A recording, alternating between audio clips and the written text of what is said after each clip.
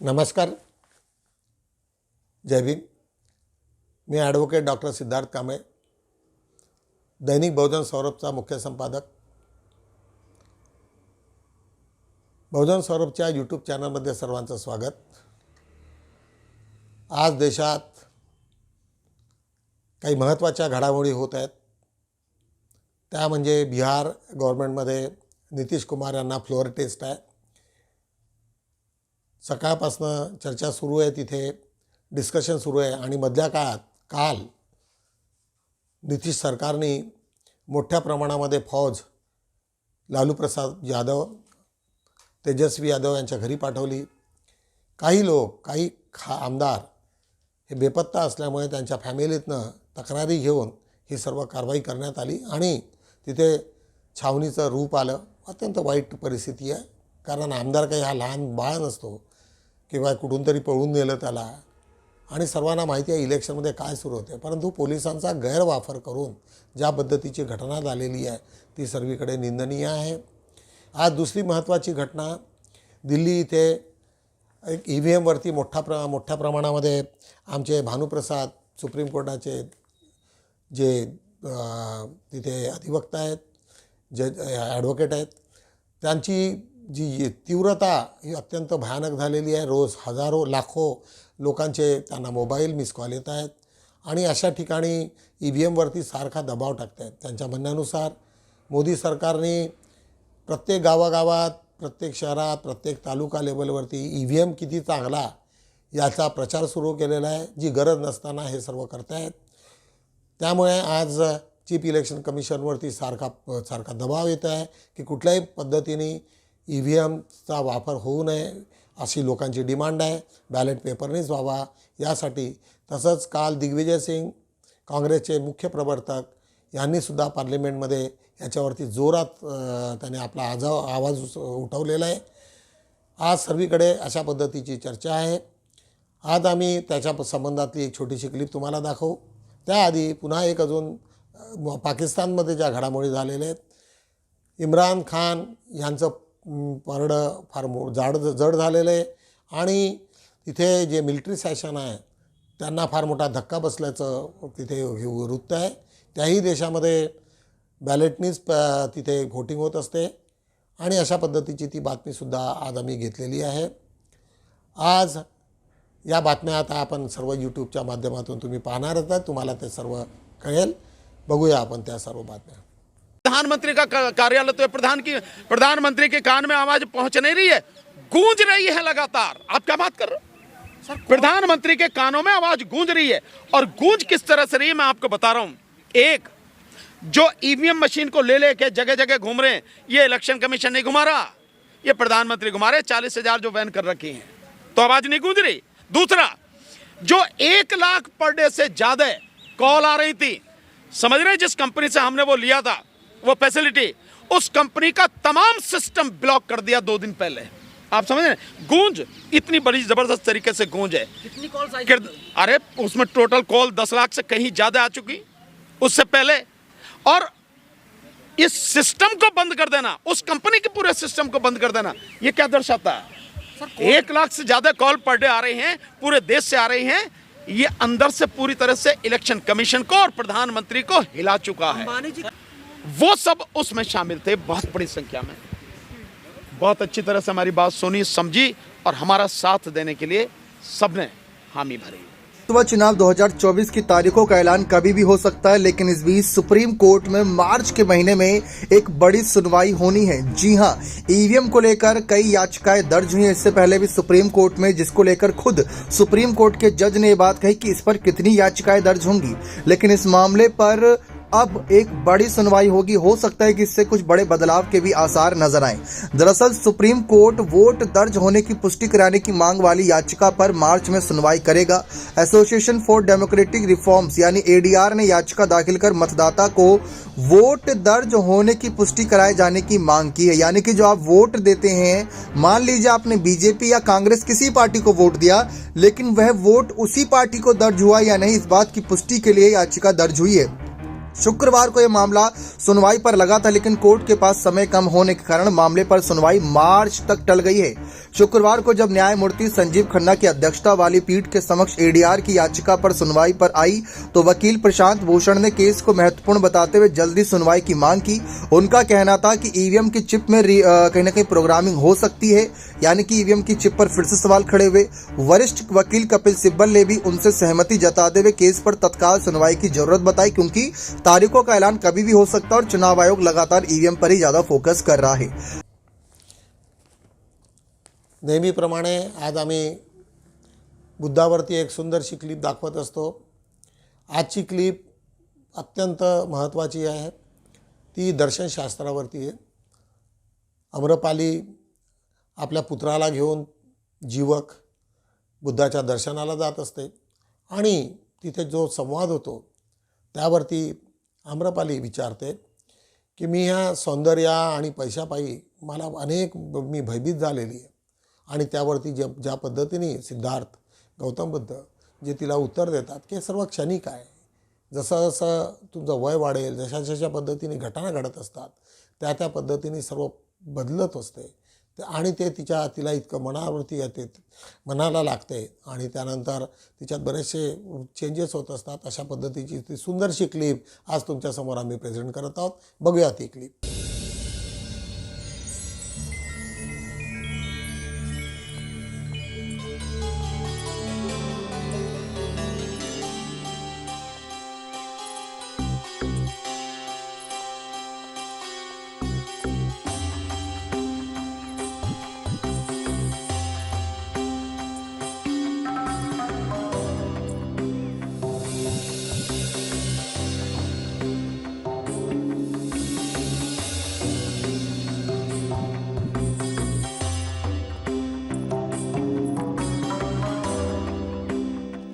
ये मेरा पुत्र जीवक है। जब से तक्षशिला से वापस आया है, आपके दर्शन को व्याकुल है। आपके दर्शन को तो मैं भी आतुर थी। क्या अभ्यास करते हो? इस समय पिताश्री से पंचशील की शिक्षा ले रहा हूँ। क्या मैं बड़ा होकर आपका अनुयायी बन सकता हूँ? अवश्य, क्यों नहीं? पिछले कुछ दिनों से मुझे एक चिंता खाई जा रही है कि इस ऊपरी जीवन, इस सौंदर्य और उससे मिली प्रतिभा, क्या इसका कोई मूल्य है? अगर एक दिन ये नहीं रहा तो फिर क्या होगा? धूप भी ढलती है आम्रपाली।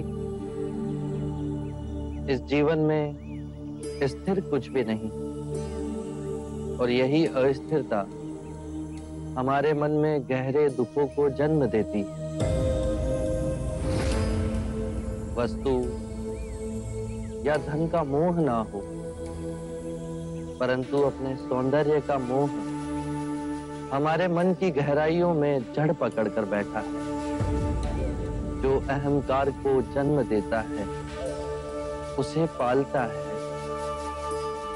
परंतु ये क्षणिक है। जब तुम ध्यान में जाओगी तो पाओगी जो नश्वर है, तुम उसे पकड़कर बैठी हो और तुम्हारे दुख धीरे धीरे विलीन होते जाएंगे। ऐसे सुख की अनुभूति होगी जिसे ना कोई काल छीन सकता है, ना ही आयु मिटा सकती है। मैं आपके बताए हुए मार्ग पे चलूंगी। आप मेरे अम्रवन के महल में पधारिए, मैं धन्य हो जाऊंगी। मैं अवश्य आऊंगा।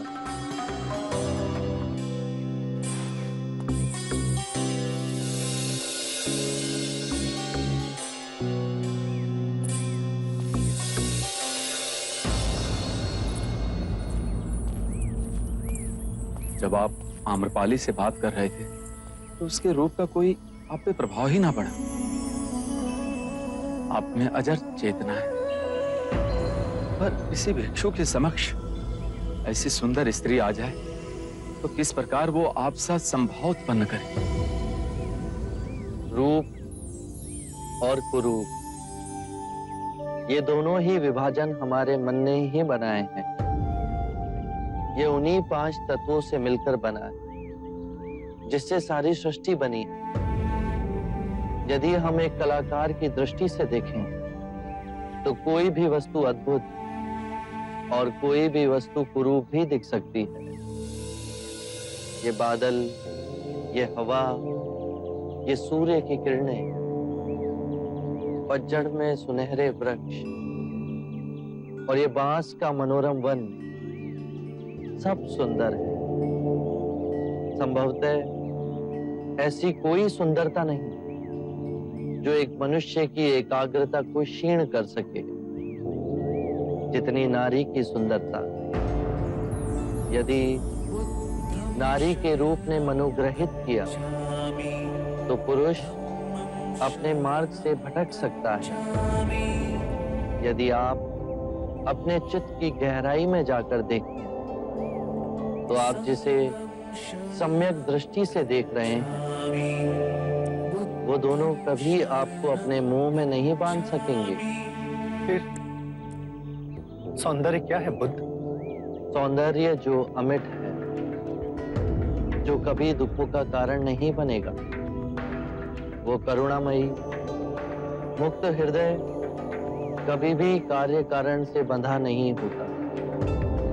वो हृदय जिसमें शांति और आनंद का भाव हो, वही परम सत्य है।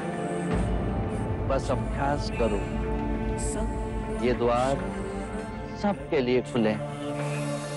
बस पहला पग आपको स्वयं उठाना है। धन्यवाद आपका। आपकी जिज्ञासा से सौंदर्य ज्ञान हमें मिला।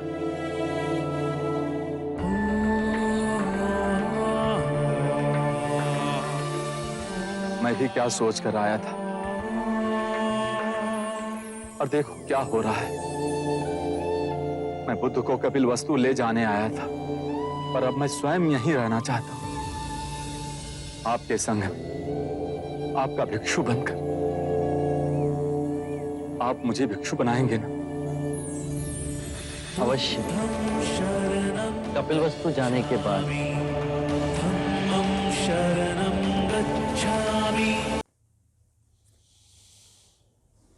नेहमीप्रमाणे बहुजन सौरभला आज आम्ही महत्त्वाच्या ज्या घटना आहेत त्या तुमच्यासमोर घेऊन येतो आहे।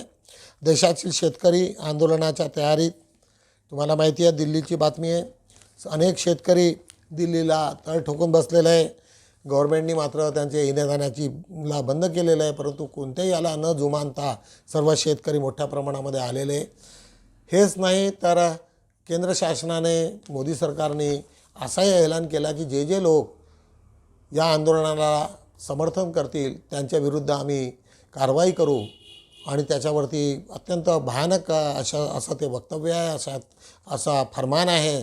त्यामुळे अजूनच लोक चिडलेले आज पुन्हा संपूर्ण याच्यात दिसत आहेत, दिल्लीत दिसत आहेत। पुन्हा EVMच्या विरोधामध्ये संपूर्ण भारतभर प्रदर्शनं सुरू आहे आणि यावेळेचं 24चं इलेक्शन हे मात्र फार अवघड होणार आहे, अशा पद्धतीची परिस्थिती आज देशात निर्माण झालेली आहे। कॅडबरी डेअरी त्याच्या शेजारी आज आम्ही छोटीशी बातमी घेतलेली आहे। कॅडबरी डेअरी मिल्कमध्ये चक्क जिवंत अळी, व्हिडिओ व्हायरल। त्याच्याच खाली आज आम्ही लाखोच्या रत्नासह 50 किलोच्या तिजोरी चोरून नेली उचलून। त्याच्याच खाली जय श्रीराम बोलला नाही म्हणून कणकणीमध्ये मुस्लिम तरुणाला जमावाची मारहाण। आरक्षणासाठी मराठा समाज पुन्हा आक्रमक, त्याच्या शेजारी घेतलेली आहे। तुम्हाला माहिती आहे तो किती महत्त्वाचा इशू महाराष्ट्रासाठी झालेला आहे। मोदीच्या योजना समजावून सांगण्यासाठी गेलेल्या हंसराज अहिर यांची फजिती, ती आम्ही पान 1 वरती घेतलेली आहे। JNU अखिल भारतीय विद्यार्थी परिषद डाव्या संघटनामध्ये संघर्ष, दिल्लीची बातमी। अवकाळी पाऊस गारपिटीने विदर्भात झोडपले। काल नागपूरमध्ये सुद्धा गारपीट झाल्याची बातमी आमच्या समोर आहे। आज बघूया 4 पानवरती सुरेंद्र बुराडे यांचे लेख बहुजनांच्या सर्व अंगांना स्पर्श करणारे। डॉक्टर विनायक तुमडाम यांचे प्रतिपादन। सुरेंद्र बुराडे यांचा 7% ग्रंथाचे प्रकाशन बहुजन सौरभच्या ऑफिसमध्ये मोठ्या प्रमाणात हा कार्यक्रम झाला. अनेक मान्यवर लोक तिथे आलेत. ओबीसीतल्या मोठ्या संख्येमध्ये तिथे उपस्थिती होती आणि त्यांनी केलेल्या कार्याबद्दल सर्वांनीच त्यांचं अभिनंदन केलं. त्याच्याच खाली आज आम्ही हलबांचे धरणे आंदोलन ही बातमी घेतलेली आहे. संपूर्ण विदर्भात ओबीसी जनगणना संकल्प यात्रा ही सुद्धा आम्ही त्याच्या बाजूला लावलेली आहे. कळमेश्वराच्या इंदिरा गांधी महाविद्यालयात नॅट टीमची व्हिजिट, महामानवाच्या विचारांची चळवळ, अविरत सेवा सुरू, भारत तांगडे, मूकनायक डॉक्टर बाबासाहेब आंबेडकर पत्रकार दिन सोहळाच्या निमित्तानं ते बोलत होते. समाजामध्ये धम्म रुजविण्यासाठी करावा टोकाचा त्याग, प्राध्यापक सरोज वाणी. गायिका अंबोली श्रावणी आकांक्षाचे जिंकली वर्धेकरील म्हणे, वर्धेकरांची म्हणे. विद्यार्थ्याकरिता परीक्षा व अभ्यास कार्यशाळा अशा पद्धतीचा 5-4 आम्ही कंप्लीट केलेला आहे. आज बघूया आमचा अग्रलेख कशावरती आहे. आरक्षण संपुष्टात, लाभार्थी झोपेत. आज ज्या पद्धतीने ओबीसीचं आरक्षण हे जवळपास संपुष्टात आणल्याचा हा जो प्रकार सुरू आहे महाराष्ट्रामध्ये आणि ज्या पद्धतीने लोक झोपलेले आहेत अजूनही, त्याच्यासाठी हा सुंदरसा अग्रलेख आता आम्ही लिहिलेला आहे बहुजन सौरभमध्ये. त्याच्याच खाली स्वातंत्र्य लढ्यातील तळपती तलवार एक सुंदरसा लेख लीना निकम यांनी लिहिलेला आहे. तो एक सुंदर वाचनीय आहे. त्याच्याच बाजूला श्रीराम बनसोड यांचा सुंदरसा लेख आज आम्ही टाकलेला आहे. तो 26 जानेवारी 2024च्या दशकात काय काय घडलेलं आहे लोकतांत्रिक राज्यात त्या संबंधातला सुंदरसा लेख तुम्हाला वाचायला मिळेल. समान न्याय समान व्यवहार तेव्हाच होतील जेव्हा नवे राष्ट्र निर्माण होईल. हा सुंदर बहुजन सौरभचा आजचा स्तंभलेखक नागेश चौधरी यांचा लेख अत्यंत मार्मिक अत्यंत चांगला आहे. आज पान 3 वरती तथागतांचा धम्म सप्तपर्णी गुहातून फुटला. एक आज धम्मसहल 5 याप्रमाणे भूपेश गणवीर यांचा लेख आहे. भूपेश गणवीर हे अत्यंत लोकमत या वृत्तपत्रात होते. त्यांचं रिटायरमेंट झालं आणि ते सातत्याने बहुजन सौरभमध्ये ते लिहित असतात. फार अभ्यासपूर्ण त्यांचे लेख असतात. त्याच्याच खाली आज आम्ही भीती सोडून इंडिया आघाडीत राजकीय सौदेबाजी करण्याची आवश्यकता, लोकसभा व विधानसभा निवडणुकीच्या अंतर्गत लक्ष्मण बोरकर यांचा हा सुंदरसा लेख. शिवजयंतीचे बदलते स्वरूप आशादायी प्रेमकुमार बोके यांचा लेख. आज संविधान वर्सेस मनुस्मृती एक आमच्या भगिनी रेखा अशोक धमगाय यांचा एक सुंदरसा लेख आज आम्ही लिहिलेला आहे. अत्यंत अभ्यासपूर्ण हा लिहिलेला आज आमच्या भगिनी रेखा धमगाय यांचा आहे. सातत्यानं ते लिहित असतात. आज बंधूंनो सर्वांना गरज आहे की देशात काय सुरू आहे या घडामोडी ॲटलिस्ट ज्यांच्याकडे फारसा वेळ नसेल तर त्या लोकांना सर्वांना सर्क्युलेट करणे आणि डॉक्टर बाबासाहेब आंबेडकरांचे विचार सातत्यानं लोकांपर्यंत रिझवण्याचा हा सर्वांचा कार्यक्रम आहे. त्याच्यामुळे सर्वांना विनंती आहे की जास्तीत जास्त लोकांना हा व्हिडिओ शेअर करता आला तर त्याच्यामध्ये बसल्या बसल्या शेअर करा, जेणेकरून जास्त ह्या लोकांपर्यंत आपले विचार तिथे पोहोचतील. एवढंच बोलतो आणि थांबतो. जय भीम.